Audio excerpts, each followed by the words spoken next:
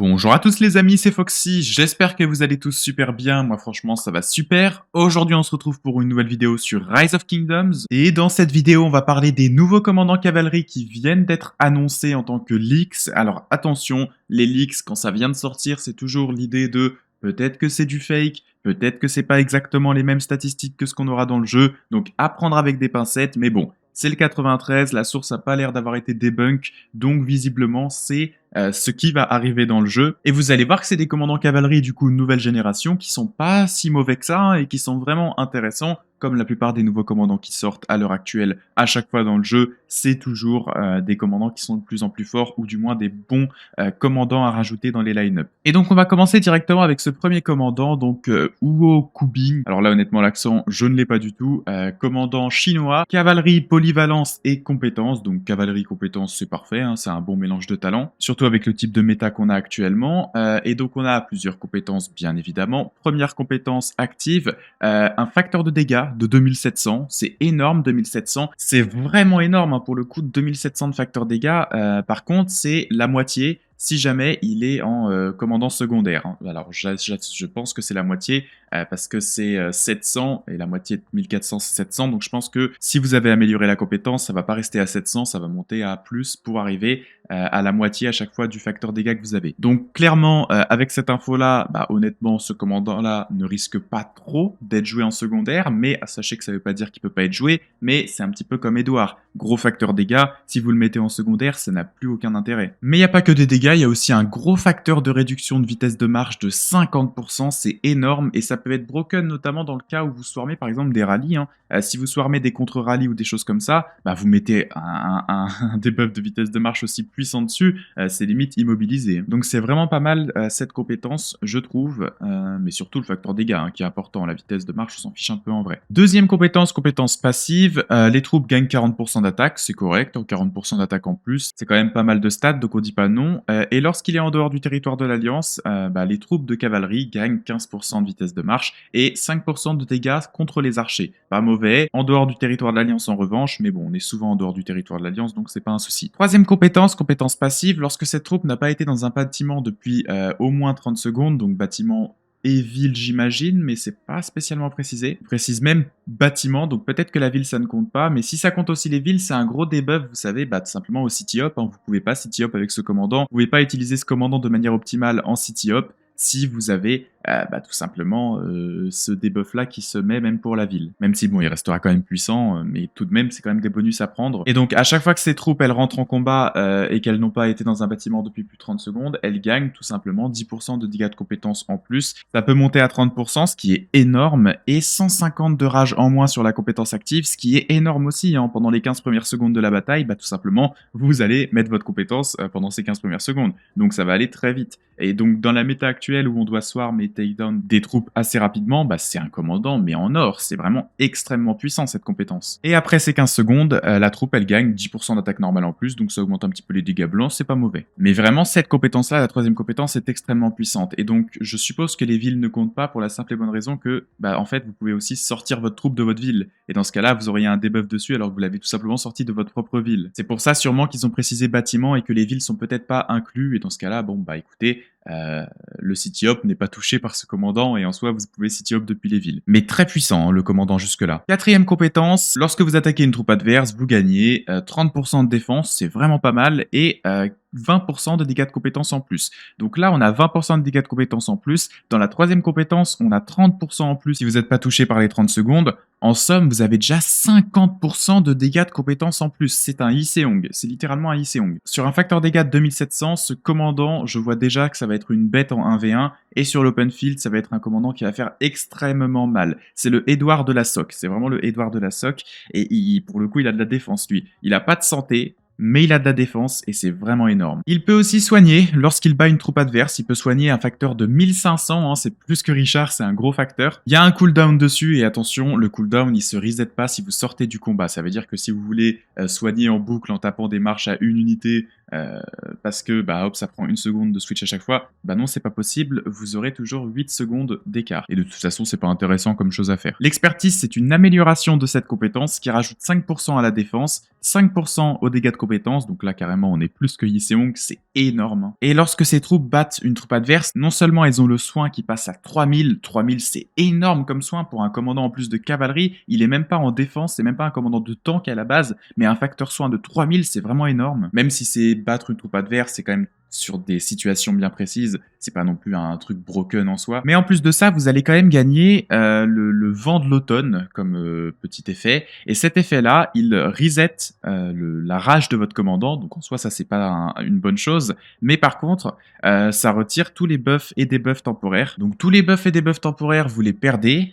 Donc là, jusque-là, bah, c'est bien et pas bien, parce que vous perdez vos buffs et vous perdez par contre vos debuffs, ça c'est bien. Mais la chose qui est broken avec ce petit effet, là en soi c'est juste pour remettre votre commandant à 0, mais en fait c'est tout simplement que ça relance le combat. Ça remet votre commandant à 0, vous perdez votre rage, vos bonus, il s'est rien passé pendant toute la bataille, mais par contre ça vous tout simplement reset aussi le temps pendant lequel vous avez été en combat, dans le calcul du jeu. Qu'est-ce que ça fait ce petit détail? Bah, ça fait que si vous retournez sur la compétence 3, eh bien en fait, vous allez récupérer de nouveau le bonus des 15 premières secondes de la bataille. Donc 30% de dégâts en plus de compétences et 150 de rage en moins. Donc en fait, ce petit détail-là, c'est que lorsque vous battez une troupe adverse, vous vous soignez et en plus, ça remet à 0 tous les compteurs. Donc si vous êtes encore dans la bataille, bah écoutez, vous allez retourner à 0, ce qui est vraiment pas mal. Comme ça, bah, vous pouvez vous attaquer à une autre marche. Donc ce commandant-là, overall, est vraiment pas mauvais. J'imagine déjà ce type de commandant avec du gros DPS, par exemple Jeanne d'Arc Prime, ça peut être vraiment très intéressant avec autant de dégâts de compétences en plus. On est sur du DPS qui est inégalé honnêtement avec autant de facteurs dégâts. Maintenant, est-ce que ce commandant est vraiment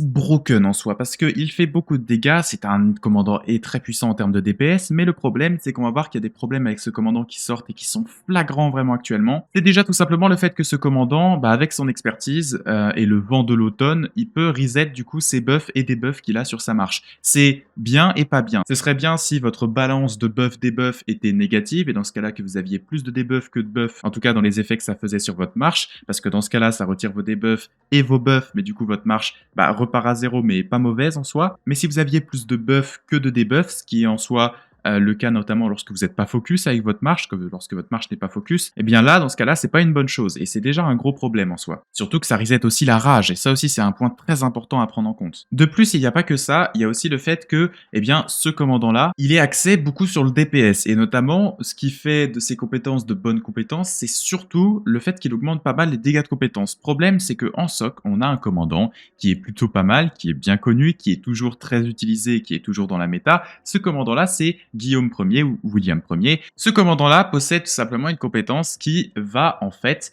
retirer les dégâts de compétences bonus que le commandant qu'il vise a tout simplement. Et donc dans ce cas-là, un commandant comme UO serait rendu tout simplement inutile en termes de DPS parce que tous ces gros bonus seraient retirés par le commandant William, par Guillaume, et donc ça ferait de, déjà UO de 1, un commandant à focus absolument, puisque les gens n'utilisent pas leur marche indépendamment, et donc vont focus ce commandant avec toute leur marche automatiquement, ne serait-ce que pour mettre ce debuff là, et donc dans ce cas-là, ce commandant-là risque d'être très compliqué à jouer parce qu'il sera focus, et en prime, il fait pas de dégâts de zone et son dégât reste très limité si jamais il est focus par ce type de debuff. Donc vous voyez qu'il y a déjà des gros problèmes avec ce commandant, en plus du fait que, pour en rajouter, ce commandant-là va être focus parce qu'il fait des dégâts du coup de compétences qui peuvent être assez violents mais qui peuvent être nerfs assez facilement, et il va être focus parce que ce commandant-là ne peut pas se jouer en secondaire. Si vous le jouez en secondaire, vous avez votre compétence active qui est très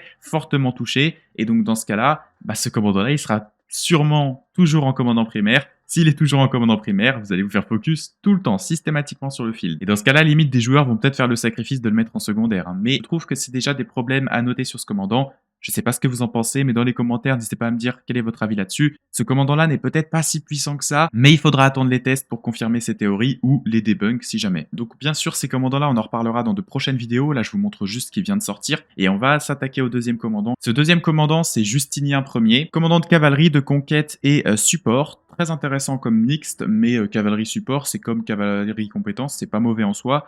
C'est pas non plus le truc incroyable, mais c'est quand même pas mauvais. Facteur dégâts de 2500 sur une seule troupe, donc vous avez vu, il n'y a pas de dégâts de zone hein, sur ces commandants, même dans des petites compétences à côté, non, non, non, pas de dégâts de zone nulle part. Et encore heureux vu la puissance des dégâts de compétences. Donc ce commandant, c'est un commandant de conquête, donc il est axé aussi rallye, et donc lorsqu'il lance une attaque groupée, donc un rallye, la compétence active a des petits détails qui s'ajoutent. Déjà, la défense de la cible, elle est réduite de 30%. C'est un debuff très intéressant, pas mauvais du tout. Mais par contre, c'est là où ça devient un petit peu tricky, c'est que si la cible, elle est encerclée, donc qu'il y a plusieurs troupes qui sont en train d'attaquer cette cible, admettons le rallye plus une troupe à côté qui swarm, eh bien, ça ajoute 3 troupes imaginaires au calcul en fait des effets de surround. Alors dans Rise of Kingdoms, lorsque vous êtes encerclé, vous subissez des dégâts en plus. Pour chaque troupe qui vous encercle en plus, vous subissez un petit bonus de dégâts en plus. Mais ça s'arrête pas, ça va pas jusqu'à 8, ça s'arrête avant, ça s'arrête à 5, etc. Mais vous subissez des dégâts en plus lorsque vous êtes encerclé. Ici, ce commandant, en fait, lorsqu'il vise une armée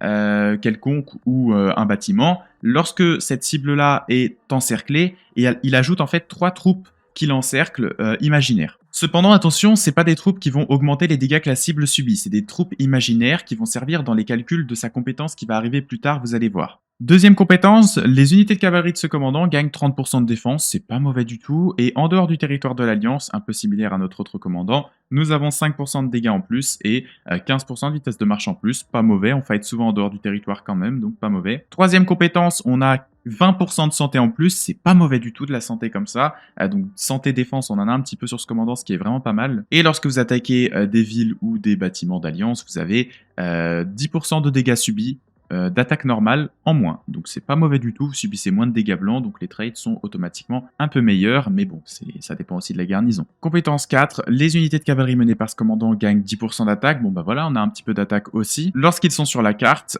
mais vous allez sûrement pas utiliser ce commandant en garnison, je pense. Et lorsque cette troupe lance une attaque normale lorsqu'elle est sur la carte, elle a 10% de chance d'infliger justement des dégâts de compétences en plus sur la cible, et c'est justement là qu'on utilise le facteur du nombre de troupes qui encerclent la cible. Ce facteur, c'est 80 fois jusqu'à 5 troupes, donc attention, si vous avez 8 troupes, etc. qui encerclent la cible, bah ça va pas compter, ça s'arrête à 5. Et donc vous aurez 80 x 5 de facteur dégâts, c'est pas énorme, attention, c'est pas énorme, mais c'est quand même intéressant parce que c'est des petits bonus en plus et il y a un petit cooldown de 5 secondes quand même qui va empêcher le fait que ça se spam et il faut 10% de chance, mais c'est pas mauvais en soi. C'est des petits bonus en plus qui sont pas mauvais à prendre, c'est une petite compétence. Et ça s'améliore aussi après puisque l'expertise est une amélioration de cette compétence, vous gagnez 5% d'attaque en plus et le facteur dégâts passe à 100. Et alors là directement ce que moi je note, c'est que ce commandant ça va sûrement être un commandant bien axé rallye quand même, et donc dans ce cas là, ceux qui vont l'utiliser pour faire des ralliements vont l'expertiser. On expertise toujours un commandant lorsqu'on fait des ralliements,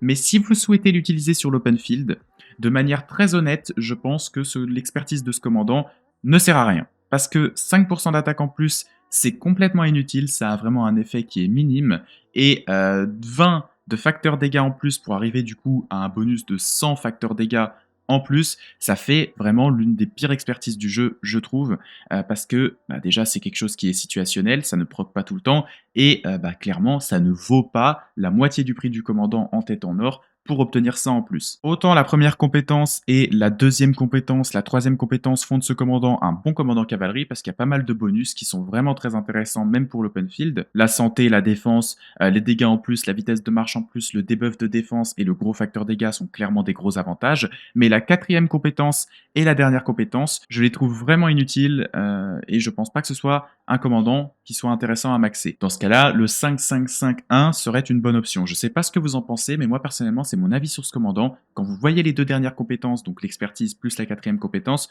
ça m'a pas l'air très intéressant comme investissement d'aller jusque-là. Bien sûr, si vous faites des ralliements, vous irez évidemment jusqu'à l'expertise. Je pense du coup que Justinien sera le commandant de MGE et le premier commandant ici, UO, sera le commandant de la roue. C'est même pas je pense, c'est assurément ce qui va se passer. On verra ce que les gens pensent et ce que les premiers tests donneront. N'hésitez pas à lâcher le petit like, le petit commentaire et l'abonnement, ça fait toujours plaisir. Quant à moi, je vous dis à très bientôt pour une nouvelle vidéo. Salut tout le monde, c'était Foxy. Et n'hésitez pas à en débattre dans les commentaires.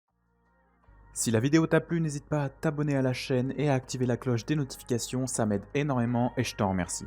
Tu peux aussi aller jeter un coup d'œil à ma chaîne secondaire Foxy Battles sur laquelle je poste régulièrement des replays d'Arc d'Osiris et de KVK.